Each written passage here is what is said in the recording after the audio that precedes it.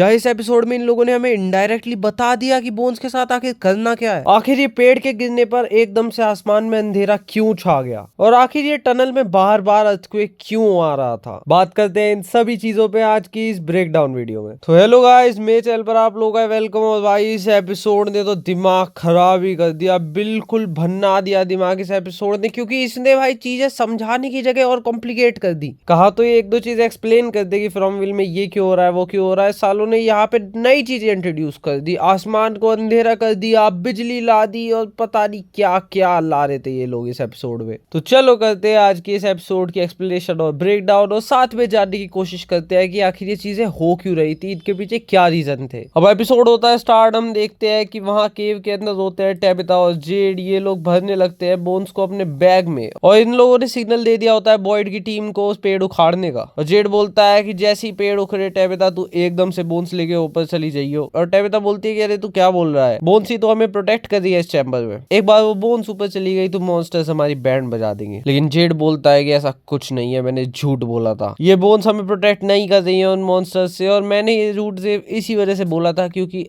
अगर बॉयड को मैं कुछ एश्योरेंस नहीं देता कि वो नीचे सेफ है तो वो प्लान कैंसिल मार देता, कभी भी उसके साथ मूव ऑन नहीं करता। तुझे इन बोन्स को ऊपर पहुंचाना ही होगा, तुझे ये करना होगा अपने बच्चों के लिए, तुझे अपने बच्चों को यहाँ से बाहर लेके जाना होगा, तुझे ये साइकिल एंड करनी होगी। और हम देख पाते हैं कि जेड पूरे सैक्रिफिशियल अवतार में आ चुका है, वो अपना सेल्फिश पना छोड़ चुका है, जहाँ पहले वो तैयार ही नहीं हो रहा था नीचे जाने के लिए, अब वो अपने आप को सेक्रीफाइस करने के लिए भी तैयार है। और फिर जेड बड़े इमोशनल तरीके से बोलता है टेबिता को कि सुन, अच्छा है कि मेरे साथ तू थी, अगर मुझे इतने सारे जन्म किसी के साथ बिताने होते तो अच्छा है कि वो तू थी। और फिर जैसे ही पेड़ हल्का सा ही उखड़ता है वो सारे मॉन्स्टर्स अंदर आ जाते हैं, लेकिन तब एकदम से सनलाइट भी अंदर आ जाती है और हम देखते हैं कि ये मॉन्स्टर्स सनलाइट में नहीं आ पा रहे हैं। ये लोग सनलाइट में एकदम से जले वगैरह तो नहीं, लेकिन हाँ ये सनलाइट के अंदर नहीं आ पा रहे हैं। और फिर बॉयड वगैरह नीचे फेंकते हैं रस्सी, टेबिता उस रस्सी पे चढ़ने लगती है, लेकिन हमें पता है कि सोफी ने पहले से ही कांटा मार रखा था उस रस्सी में। टेबिता जैसे ही ऊपर चढ़ने लगती है एकदम से वो रस्सी कट जाती है और टेबिता नीचे गिर जाती है। और मजे की बात तो ये है कि जैसे ही पेड़ उखड़ चुका था पूरी तरह से, तब एकदम से पूरा अंधेरा छा जाता है इस जगह पे। मतलब तुम ये मानो कि अभी तक दिन था और एकदम से रात हो गई, सूरज की रोशनी आ ही नहीं रही है और पूरे में अंधकार। और जैसे ही अंधेरा होता है वैसे ही ये मॉन्स्टर्स बढ़ने लगते हैं जेड और टेबिता की ओर। और अभी अंधेरा हुआ क्यों है, क्यों आसमान में बादल छा गए हैं, उसके ऊपर बात करते हैं। गाइस हम देख सकते हैं कि जिस चैम्बर में जेड और टेबिता भी है और जिस चैम्बर के ऊपर बना हुआ था वो फार अवे ट्री, जरूर उसी चैम्बर में वो रिचुअल हुआ होगा जिसमें ये फ्रॉम जगह बनी और यहाँ पे जितने भी मॉन्स्टर्स हैं वो सारे अमर हुए, और बच्चों का सेक्रीफाइस भी जरूर यही हुआ होगा। तो ये जगह बहुत ही ज्यादा पावर होल्ड करती है, बहुत ही ज्यादा सिग्निफिकेंस होल्ड करती है। और मुझे ऐसा लगता है कि इस चैम्बर की जो डार्क एनर्जी है, इस चैम्बर की जो रिचुअल वाली पावर है, उसको नीचे ही रखने के लिए ऊपर बनाया गया था वो साइन जो हमें पहले देखने को मिला था। ये सिंबल किसी तरह से रोक रहा था उस चैम्बर के अंदर की पावर्स को, और जैसे ही पेड़ उखड़ा वैसे ही वो सिंबल भी चला गया। और उसी के साथ साथ जिस तरह से उस सिंबल ने सील कर रखा था पूरी पावर को, अब वो पावर सील नहीं है, इस वजह से वो पावर ऊपर जाती है, अंधकार कर देती है। और हमें देखने को भी मिलता है कि यहाँ से बाद में बिजली भी निकलती है, बिजली भी कड़क के ऊपर जाती है और पूरे आसमान में लाल कलर की बिजली हो जाती है। तो जी हाँ गाइस, हो सकता है ये सच ना हो, बट ये एक पॉसिबिलिटी है और ये एक थ्योरी है जो मैंने आपके सामने पेश करी। अब जैसे ही अंधेरा होता है ये मॉन्स्टर्स बढ़ने लगते हैं जेड और टेबिता की ओर, लेकिन एकदम से वहां पे अर्थक्वेक टाइप आता है, सब कुछ हिलता है और वहां पे एक नया रास्ता बन जाता है जिसमें जेड और टेबिता भागते हैं। दूसरी तरफ हमें दिखाया जाता है कि स्टेशन में विक्टर की बैंड ही बज रही होती है, वो बोलता है कैनी को कि जल्दी मुझे आजाद करो। जब वो बाहर आता है वो कैनी को ही लपेट देता है कि अबे साले मैंने तुम्हें बोला था ना कि पेड़ मत उखाड़ो। अब जहां अंधेरा होता है वहां पे बॉयड की टीम को भी बहुत ज्यादा खतरा होने लगता है क्योंकि सारे मॉन्स्टर्स बाहर निकल चुके हैं और ये लोग अपने प्लान को कैंसिल करके अब भागने लगते हैं गाड़ी की तरफ। और ये साली जलमुही, इसकी पंक्तियां चालू हो जाती हैं। पहले तो सबको बोलती है कि जल्दी करो, जल्दी अंदर जाओ, और फिर खुद खड़ी रह जाती है। मॉन्स्टर इसके बाद हमला करने वाला होता है तब बॉयड से बचाता है। उसके बाद भी ये बंदी अंधा चिल्लाई जा रही है, गाड़ी में बैठने के बाद भी इसकी पंक्तियां बंद नहीं होती है। और फिर हमें नीचे का सीन दिखाया जाता है जहाँ पे जेड और टेबिता भाग रहे होते हैं, वो एक चैम्बर वाली जगह में घुसते हैं और इनका पीछा कर रहे होते हैं वो मॉन्स्टर्स। और हम यहाँ एक चीज साफ साफ देख सकते हैं कि जहाँ यूजुअली ये मॉन्स्टर्स बहुत ही धीरे चल रहे होते हैं, आराम से चल रहे होते हैं, हंस रहे होते हैं, यहाँ अभी ये बौखलाए हुए से हैं, ये बहुत ही ज्यादा चिंगाड़ रहे होते हैं, चिल्ला रहे होते हैं और ये भाग भी रहे होते हैं। है। अब टैबिथा और जेड एक चैम्बर से में घुसते हैं जहाँ पे वो मॉन्स्टर्स भी घुसने वाले होते हैं, लेकिन एकदम से एक अर्थक्वेक टाइप आता है, वहां पे पत्थर गिर जाते हैं और उस जगह की एंट्रेंस बंद हो जाती है। तो अब ये अर्थक्वेक आ क्यों रहे हैं यहाँ पे, इसके बारे में बात करते हैं अभी वीडियो में आगे। अब गाड़ी में जहाँ पे बॉयड वगैरह एस्केप कर रहे होते हैं, वहां पे ये जलमुई पैटी पागल ही हो गई होती है, हरी अप चिल्ला रही होती है, रो रही होती है, पागल सी हरकतें कर रही होती है। और भाई फिर ये बंदी बॉयड पे ही चढ़ जाती है। बॉयड से बोलता है कि तू शांत हो जा, अभी हम जा रहे हैं टाउन में। ये बोलती है कि उससे क्या फायदा,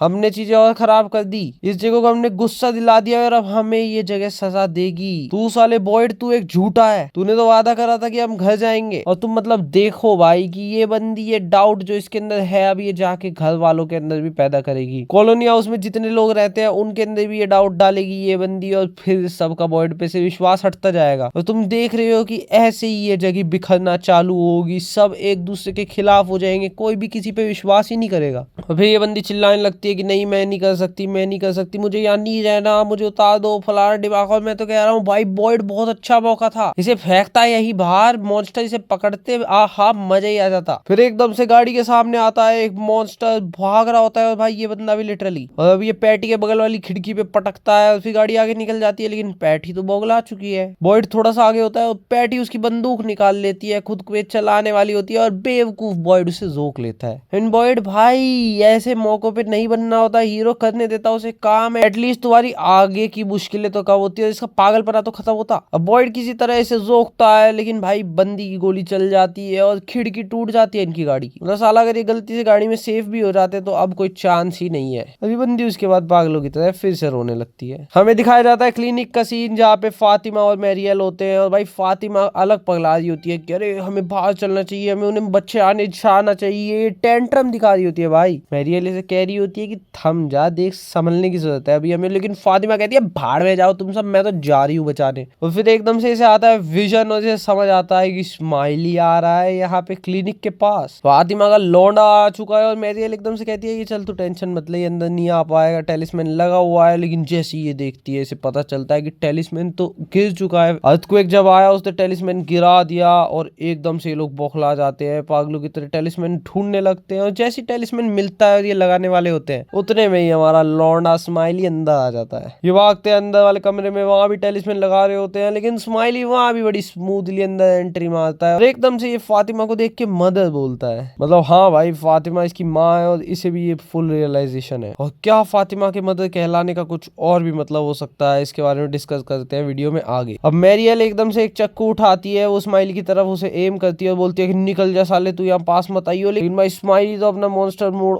ऑन करके पेट ही फाड़ देता है मैरियल का। ये मैरियल का पेट फाड़ने के बाद चिंगाड़ने लगता है और हम देखते हैं कि फातिमा भी एकदम से चिंगाड़ने लगती है। स्माइली वापस अपने इंसान मोड में आता है और वो फातिमा को देखता है और बोलता है इंटरेस्टिंग, और फिर वो वहां से निकल जाता है। और वहां पे आते हैं एलिस और क्रिस्टी वगैरह, और जब ये अंदर आते हैं तो ये देखते हैं कि भाई मैरियल की हालत बहुत खराब हो चुकी है। मैरियल के आखिरी पल चल रहे होते हैं और मैरियल को क्रिस्टी एक किस देती है और फिर मैरियल खत्म हो जाती है। तो भगवान आपकी आत्मा को शांति दे मैरियल। अब मैं एक चीज बता देता हूँ कि 90% चांसेस ये है कि ये मैरियल का अंत नहीं होने वाला है। हमने इस पूरे सीजन देखा है कि मैरियल को जब भी दिखाया जाता था उसे एसोसिएट करा जाता था यहाँ पे जो डेड लोग हैं उनसे। मैरियल को उनकी वॉइसेस सुनाई देती थी और वही हमें ये बार बार बताती थी कि यहाँ पे जो भी मरता है वो प्रॉपरली नहीं मरता है, वो यहीं पे फंस जाता है। और इससे हमें समझ आता है कि अब जब मैरियल यहाँ पे मर गई है तो वो भी प्रॉपरली खत्म नहीं हुई है, वो आगे कहीं ना कहीं लोगों की जरूर मदद करने वाली आत्मा फॉर्म में यहाँ पे या तो कोई रास्ता दिखा देगी, यहाँ कहीं पे प्रोटेक्ट कर लेगी। लेकिन एक चीज तो जरूर है कि मैरियल अगले सीजन में आने वाली है। और फिर हमें सीन दिखाया जाता है सोफिया और एल्जिन का, जहाँ पे अपना ये मैन इन येलो भाई एल्जिन को पूरा ऑफर दे रहा होता है कि देख मैं तुझे मौका दे रहा हूँ इस सब को पीछे छोड़ने का, तू आराम से अपने घर जा पाएगा, तू सब कुछ भूल जाएगा यहाँ के बारे में, बस तुझे मेरी मदद कर दी होगी। भाई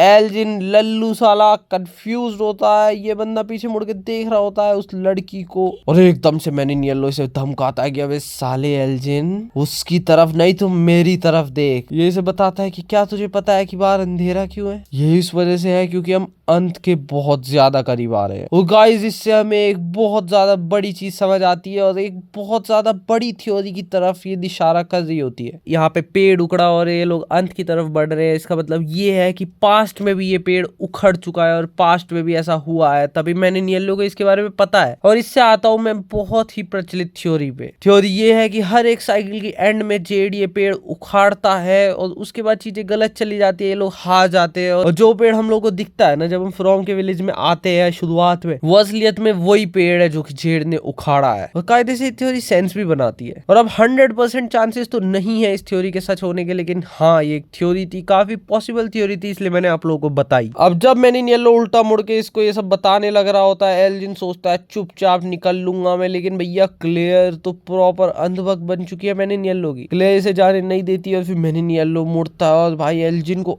ऐसा इंटिमिडेट करता है ना कि एल्जिन सच में तू क्या सोच क्या रहा है कि तू कहाँ चला जाएगा, तेरे लिए कोई जगह नहीं है छुपने के लिए। और फिर ये एल्जिन को अंदर ले जाती है डायनर के पीछे और बोलती है कि देख साफ साफ मैं तुझसे पूछ रही हूँ कि क्या तू मेरी बार्गेन को एक्सेप्ट करेगा। एल्जिन उसके हाथ में अपना हाथ देता है, एल्जिन कुछ नहीं बोलता है और फिर एकदम से वो प्रेयर वगैरह पढ़ने लगता है अपनी। और फिर मैन इन येलो इसका हाथ बहुत तेज दबाता है और एल्जिन के पूरे शरीर में से खून वून निकलने लगता है और एल्जिन का काम तमाम हो जाता है। सोफिया बाहर आती है और क्लेयर को बोलती है कि जल्दी से इस डेड बॉडी को ठिकाने लगा दो। क्लेयर बोलती है कि आखिर मैं ऐसे कैसे करूंगी और सोफिया बोलती है कि अबे मेरा काम नहीं है वो सोचना। और क्लेयर से पूछती है कि अब आगे क्या होने वाला है और मैन इन येलो बोलता है कि अब मैं माचिस जलाऊंगा, उसको बुझते हुए देखूंगा। और फिर ये कहते हुए ये निकाल लेता है टेलिस्मैन डाइनर का और ये बाहर चला जाता है। हम देखते हैं हेनरी को जो कि विक्टर के कमरे में होता है, वहां पे बहुत ज्यादा सामान बिखरा हुआ होता है। वहां आती है डोना। डोना उसे बोलती है कि देख मैं तेरी कोई मदद करूं क्या, तुझे कोई मदद चाहिए हो तो बता, लेकिन हेनरी बोलता है कि नहीं। और फिर डोना बोलती है कि देख तू जल्दी निकल यहाँ से और विक्टर के पास जा और उसे देख कि वो कैसा है। और बात बात में हेनरी एकदम से बोलता है कि क्या तूने वो देखा था कि एकदम से दिन में रात हो गई थी। और डोना बोलती है कि हाँ ऐसा पहले तो कभी नहीं हो रहा है। और हेनरी एकदम से बोलता है कि इट कांट बी रियल। और हमें समझ आता है कि अब हेनरी पूरा वर्ज पे आ चुका है, वो इस जगह को नकली समझने लगा है और अब उसे लगने लगा है कि वो असली दुनिया में है ही नहीं है, असली दुनिया में वो कोमा में है। और अब उसे पूरा विश्वास होने लगा है और हमें समझ आता है कि अब ये गेम बजाने वाला है विक्टर का। और जब ये विक्टर के कमरे में सामान संगवा रहा होता है तब इसे एकदम से मिलती है गोलियां और ये डोना से पूछता है कि ये गोलियां कहाँ से आ गई विक्टर के पास। और तब डोना इसे बताती है कि विक्टर पहले एक गन कैरी करता था लेकिन बॉयड ने बाद में वो ले ली थी, तो तू टेंशन मत ले। लेकिन फिर ये डोना से पूछता है कि आखिर वो गन है कहाँ, और डोना बताती है कि वो पुलिस स्टेशन में होगी। और तब हमें समझ आता है कि ये सब चीजें देख के हेनरी को ऐसा लगने लग रहा है कि जैसा उस सपने वाले विक्टर ने कहा था कि जब तू एक्सेप्ट कर लेगा कि ये सब नकली है तब ड्रीम अपने आप तुझे वो चीजें देने लगेगा जो तुझे चाहिए। और अब हेनरी को लगने लगता है कि सपने ने उसे अपने आप ये गोलियां दी हैं ताकि वो विक्टर का काम तमाम कर सके। हम देखते हैं कि बॉयड पहुंचता है क्लिनिक, जहाँ पे पहले तो अपनी बहुरानी के पास जाता है। बहुरानी को हम देखते हैं कि वो छुपा रही होती है बॉयड और एलिस से कि आखिर ढंग से हुआ क्या था। वो बताती है कि वो स्माइली ने मैरियल को मारा और फिर वो हंस के चला गया, लेकिन ये चीज छुपा लेती है कि इसने चिंगाड़ा भी था। तो हाँ अभी तो ये चीज छुपा रही है लेकिन आगे ये चीज सामने आती है। और बॉयड जाता है क्रिस्टी के पास। क्रिस्टी बहुत ही ज्यादा टूट चुकी होती है मैरियल की डेथ से और ये क्रिस्टी को कंसोल करता है। हमें दिखाया जाता है उस होल का सीन जहाँ पे फारवे ट्री निकाला गया था और एकदम से उस होल में से बिजली निकलती है, वो बादलों में जाती है और बहुत तेज बिजली कड़कने लगती है। अपना पूरा गैंग क्लिनिक से बाहर निकलता है और सारे देखते हैं कि बिजली बिजली कड़कने लग रही है। इन्हें समझ आता है कि भाई इन लोगों ने अपनी पैर पे कुल्हाड़ी मार ली है, इन्होंने कुछ तो कांड कर दिया है और अब चीजें बिगड़ने वाली है। कॉलोनी हाउस दिखाया जाता है जहाँ पे ये ईथन और जूली खड़े होते हैं, डोना के साथ देख रहे होते हैं आसमान को। तब वहां पे आती है आरवी वैन और ये लोग एक्सपेक्ट कर रहे होते हैं कि उसमें निकलेगी टैबिथा और जेड, लेकिन उसमें से टैबिथा और जेड नहीं निकलते। और तब ईथन एकदम से पगला ही जाता है, अंदर भागता है और जूली इसको जाके संभालती है और इन लोगों को ऐसा लगने लगता है कि अब टैबिथा मर चुकी है, वो वापस नहीं आने वाली है। सीन शिफ्ट होता है, हमें दिखाया जाता है कि भाई ये मैन इन येलो बाज नहीं आ रहा है, ये चर्च के अंदर जाके वहां का भी टेलिस्मैन निकालता है और फिर हेनरी पहुंच जाता है पुलिस स्टेशन। ये बंदा देखता है कि वहां कोई नहीं है तो ये अंदर ड्रॉर वॉर छान के वहां से निकाल लेता है विक्टर की गन। और फिर जब वह कैनी आता है तो उसके सामने ऐसे एक्ट करता है कि अरे मैं तो विक्टर से मिलने आया था। सीन शिफ्ट होता है कॉलोनी हाउस पे जहाँ पे ईथन और डोना बैठे हुए होते हैं। डोना ईथन को समझाने लग रही होती है, ये लोग किचन में बैठे होते हैं और तब एकदम से ये खिड़कियां वगैरह पटकनी चालू हो जाती है और कबर्ड के दरवाजे भी बहुत तेज हिलने लगते हैं और एकदम से कबर्ड के अंदर जितने बर्तन वगैरह पड़े हुए थे वो सब एकदम से फेंके जाने लगते हैं। और आप लोगों को याद दिलाऊं तो ये चीज पहले भी हो रखी है, जब ये लोग नए नए यहाँ पे आए थे तब ये चीज हुई थी। तो अब इसका क्या मतलब है वो तो हम सच में नहीं सोच सकते हैं, ये हमें समय के साथ ही पता चलने वाला है। अब ये लोग यहाँ से भागते हैं और फिर ईथन को मिलती है जूली, जो कि ईथन को कंसोल करने लग रही होती है। लेकिन हम देख पाते हैं कि भाई ईथन के मन में वही विक्टर वाली बात है, उसे लगता है कि भाई इसके पिताजी तो पहले चली गई थे, मम्मी भी चली गई, फिर जूली भी चली जाएगी और ये अकेला रहेगा इस जगह पे। लेकिन जूली से समझाती है कि देख तुझे कुछ नहीं होने वाला, मुझे भी कुछ नहीं होने वाला, मैं कुछ नहीं होने दूंगी और हम एक दूसरे का ध्यान रखेंगे। और हमें समझ आता है कि गाइस जहां इस सीजन के सेकंड हाफ में जूली को एकदम से गायब कर दिया था, अगले सीजन में जूली का बहुत बड़ा रोल होने वाला है। जूली ही की होने वाली है सब चीज को ठीक करने के लिए और इसकी स्टोरी वॉकिंग बहुत बड़ा रोल निभाने वाली है हर चीज में। सीन शिफ्ट होता है पुलिस स्टेशन, जहाँ पे बॉयड और केनी आपस में बात कर रहे होते हैं और बॉयड बोलता है कि हमें ये वो पेड़ कभी उखाड़ना ही नहीं चाहिए था, हमें विक्टर की बात सुन लेनी चाहिए थी। फिर वहां पे ये दोनों भी आते हैं और अकोस्टा बोलने लगती है कि हमें वहां दोबारा जाना पड़ेगा, बोन्स अभी भी वहीं पे है। और भाई इस बंदी का कैरेक्टर रिडेम्पशन हो रहा है, पहली बार इस बंदी ने सेंसिबल बात करी है, अब ये फालतू की पंती अभी नहीं दे रही है। लेकिन इस बात पे बॉयड भड़क जाता है कि तू पागल है क्या, हम वहां पे कैसे जाएंगे, और एक बार को हम चले भी गए तो फिर क्या, हमें पता ही नहीं है उन हड्डियों के साथ क्या करना है। और इतने में एकदम से रेडियो पे सिग्नल आने लगता है और ये लोग देखते हैं कि जेड और टैबिता अभी भी जिंदा है, वो बचे हुए हैं। हमें जेड और टैबिता दिखाए जाते हैं जिन्होंने अपनी तरफ से सिग्नल भेजा और फिर एकदम से बैटरी खत्म हो जाती है इनके रेडियो की और वहां पे जेड निराश होने लग रहा होता है। लेकिन टैबिता तब इसे समझाती है कि तू अभी हार मत मान, हम यहाँ से निकलेंगे जरूर। अभी जिस चैम्बर में होते हैं उस चैम्बर में एक ओपनिंग होती है जिसको बंद कर रखा होता है लकड़ियों से, और ये लोग सोच रहे होते हैं कि आखिर ये निकलेंगे कैसे। और तब हम देखते हैं कि इन दोनों के बीच में एक काफी होलसम सा मोमेंट होता है। टैबिता जो पहले पूरे सीजन में जेड को बस धमकाती रहती थी, उसको हड़काती रहती थी,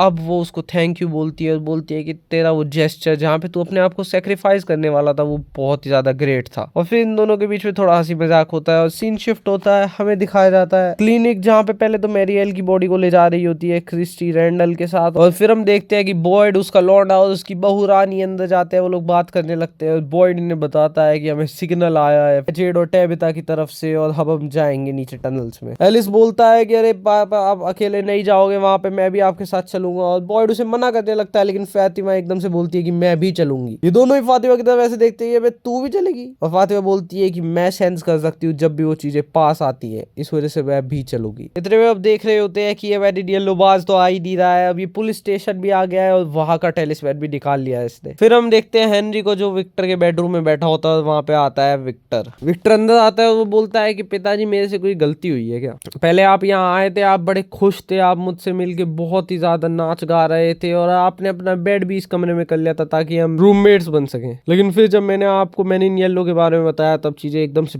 बदल गई, मैंने सब कुछ बर्बाद कर दिया हम दोनों के बीच। और फिर हेनरी एकदम से उसको कंसोल करने लग रहा होता है कि नहीं नहीं अरे बेटा ऐसा कुछ नहीं है, तू परेशान मत हो, तूने कुछ नहीं करा है।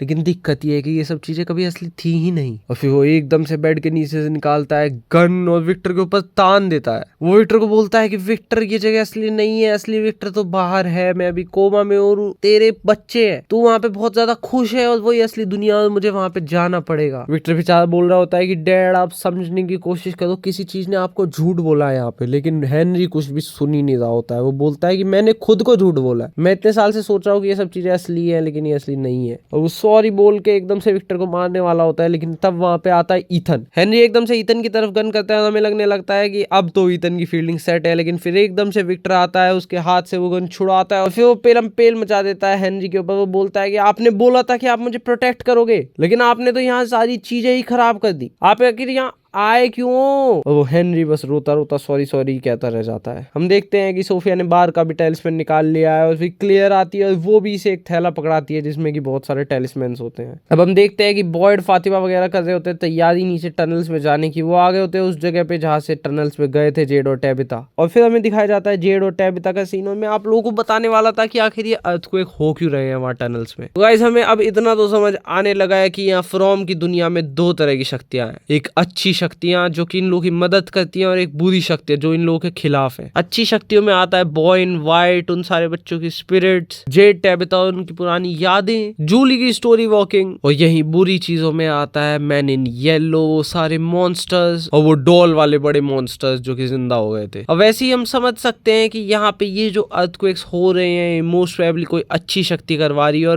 मेरा अगर गैस जानो तो ये शक्तियां हैं उन बच्चों की स्पिरिट्स। यहाँ अंदर टनल्स में ही उन लोगों को दफनाया गया था, उनकी बोन्स भी यही थी, इस वजह से इन टनल्स में उनकी शक्तियां अब काम कर रही हैं। और जब उस रिचुअल वाले चैम्बर की बुरी शक्तियां अनलीश हुई, उन्होंने ऊपर जाके आसमान में तहलका मचा दिया, तब उस चैम्बर की अच्छी शक्तियां भी अनलीश हुई, और वो अच्छी शक्तियां अब अर्थ को एक लाल आके बचा रही हैं जेड और टैबिथा को उन मॉन्स्टर्स से। और आप लोगों के क्या विचार है इस पे एक बार बताओ कमेंट सेक्शन में। और वीडियो में आगे बढ़ने से पहले चैनल को सब्सक्राइब कर दो, वीडियो को लाइक कर दो। अब पहले तो जेड और टैबिथा डिसाइड करते हैं कि वो हाथों से मिट्टी हटाएंगे इन सारी लकड़ियों के नीचे की, ताकि ये लकड़ियां हट जाए और ये बाहर निकल पाए। लेकिन बाद में इनसे हाथों से ये चीज नहीं हो रही होती है और ये डिसाइड करते हैं कि ये बच्चों की हड्डियों का इस्तेमाल करेंगे। और इतने में हम देखते हैं कि फातिमा और एलिस वगैरह भी नीचे आ गए होते हैं, और फातिमा सेंस कर पा रही होती है बीच में कि कब वो मॉन्स्टर्स पास है और नहीं है। और हमें एक चीज समझ आती है कि बीच बीच में फातिमा उनकी लैंग्वेज भी समझ रही है। जैसे ही वो लोग चिंगाड़ते हैं, फातिमा एकदम से बोलती है कि उन्हें पता चल चुका है कि जेड और टैबिथा की लोकेशन कहाँ पे है, और हमें समझ आता है कि भाई फातिमा को अब इनकी लैंग्वेज भी समझ आने लगी है। फिर हम देखते हैं टैबिथा को जो कि उन बोन्स को देख रही होती है, और एकदम से उसके हाथ में एक स्कल आता है, और फिर उसे फ्लैशबैक आता है, वो देख पाती है उन कोई किड्स में से एक लड़की को, और हमें समझ आता है कि यही वो लड़की है जो कि टैबिथा और जेड की बेटी थी असलियत में। अभी तक जेड और टैबिथा कोशिश कर रहे होते हैं खोदने की, नहीं खोद पा रहे होते हैं, तो ये लोग लात बजाने लगते हैं उन लकड़ियों को, और एकदम से बॉयड वगैरह इन सबको सुनते हैं और आ जाते हैं उनके पास। बॉयड बिल्कुल औराफुल अंदाज में अपनी बंदूक निकालता है और बोलता है कि तुम पीछे हो जाओ, फिर वो बंदूक से उन लकड़ियों को तोड़ देता है, और जेड और टैबिथा बाहर निकलने लगते हैं। इतने में फातिमा बोलती है कि वो मॉन्स्टर्स यहाँ पे आ चुके हैं। वो बोलती है कि तुम लोग निकलो, मैं रोकती हूँ इन सबको। और इतने में बॉयड और एलिस वगैरह बौखला रहे होते हैं कि नहीं तू कैसे रोकेगी और सब कुछ, और वो बोलती है कि तुम याद करो मैं कौन हूँ, और ये उन लोगों को बोलती है कि तुम जाओ। जब वो लोग जाते हैं ये एकदम से बन जाती है मॉन्स्टर, ये उन्हीं मॉन्स्टरों की तरह चिंगाड़ने लगती है। हम देखते हैं कि भाई ये मरी नहीं है, ये उन लोगों से चिंगाड़ चिंगाड़ के बात कर रही होती है, और इतने में वो लोग भाग गए होते हैं। और हमें समझ आता है कि भाई हमें अभी दिखाया गया है कि जैसे फातिमा उन टनल्स में मर गई है, या फिर हमें लग रहा होगा देख के ऐसा, लेकिन फातिमा मरी नहीं है। फातिमा किसी न किसी तरह जरूर बच जाएगी, और अगले सीजन में फातिमा का काफी इंपॉर्टेंट रोल होने वाला है। और अब मैं बात करता हूँ उस थ्योरी की जिसके बारे में बात कर रहा था, जहाँ पे स्माइली ने इसको माँ बोला था। तो अब हमें समझ आता है डायरेक्ट रेफरेंस की स्माइली ने इसको माँ क्यों बोला, क्योंकि भाई स्माइली इसके पेट में था जब वो पैदा हुआ था उससे पहले। पर इसमें एक डीपर मीनिंग भी छुपा हो सकता है। फातिमा की प्रेगनेंसी के पीछे, उसको सेफ रखने के पीछे हाथ था उस लेडी का, जो कि एलिस को दिखती थी और एलिस से वो काम करवाती थी। और हम देखते हैं कि जब फातिमा का बच्चा पैदा होता है तब यही लेडी उस बच्चे को मॉन्स्टर्स के पास ले जाती है, और तब वो बनता है स्माइली। तो अब ये भी हो सकता है कि फातिमा ही वो लेडी हो, आगे जाके फातिमा वो लेडी बन जाए, इसी वजह से स्माइली उसे मदर बोल रहा हो। तो अब इसमें कितना सच है कितना झूठ है वो तो हमें अगले सीजन में ही पता चलने वाला है, लेकिन कमेंट सेक्शन में लिखो कि क्या तुम लोग इस पे विश्वास करते हो। और इसके बाद आता है पूरे एपिसोड का सबसे इंटरेस्टिंग सीन, जहाँ पे हम देखते हैं